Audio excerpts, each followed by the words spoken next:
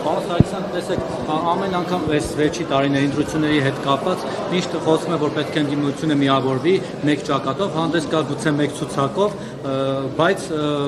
տեսնում ենք, որ ամեն անգամ չի ստացվում, գնալով նորոնց 21 թվականի համեմատ այս տարի ավելի շատ մանր ուժեր կան ընդդիմադիր իրենց համարով։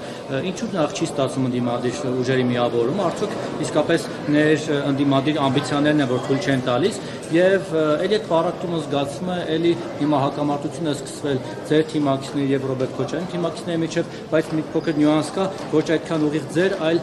ձեր փեսայի Միքայել Մինասյանի թիմակիցների ու Քոչարյանի միջեւ այդ բանը, այդ պատերազմը նորից վերսկսվել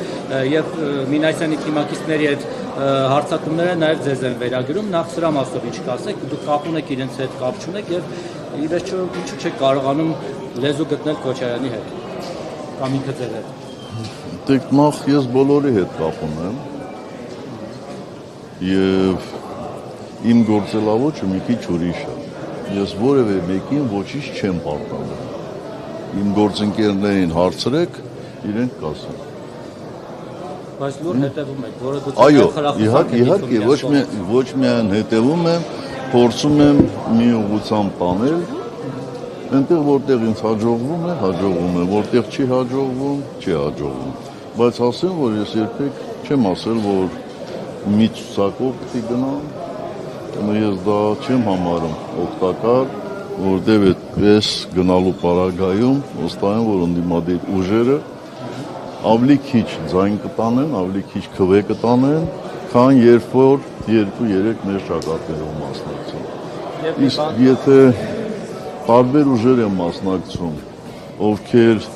զրո ամբողջով են սկսելու կամ ավարտելու իրենց արշավը եւ ընտրությունների օրը զրո ամբողջ քանի 10 հոգական, գիտեք երևի փորձ ձեռք բերելու համար է։ Զինվորականները երբ որ չի վնասի դարձին իհարկե վնասում է, իհարկե վնասում է, բայց ինչ անենք։ Ինչ անենք։ Ձեր հետ են կապում այդ մարդկանց։ Դե ինձ հետ գիտեք սկսած օրենքով գողերից դուրս եկած տարբեր կուսակցությունների տարբեր մարդկանցով ում բարևում եմ, ինձ հետ են կապում։ Դե դա իմ ճակատագիրն է, ես դրան դեմ չեմ, ում ուզում եմ թող ինձ հետ կապում։ Օրենքով գողերն բայց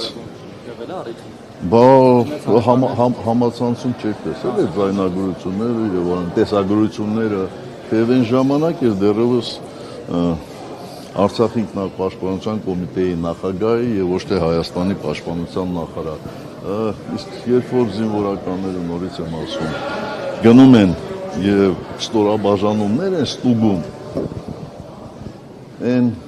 սպաները, ովքեր առաջին անգամ են քննությանը մասնակցում, ասում են պրակտիկա ձեր բերեց, получил պրակտիկա, գնահատական չեն նշանակում։ Այնպես որ մի քիչ ներողամիտ եղեք։ Ընդդիմադիր համարում եւ ձեր թիմակիցներին կհորդորեք։ Ոնց իհարկե, ընդդիմադիր է, բա ի՞նչ է։ Ձայն տան կամ Սամվել Կարապետյանին կամ Կարուկյանին։ Ես շատերից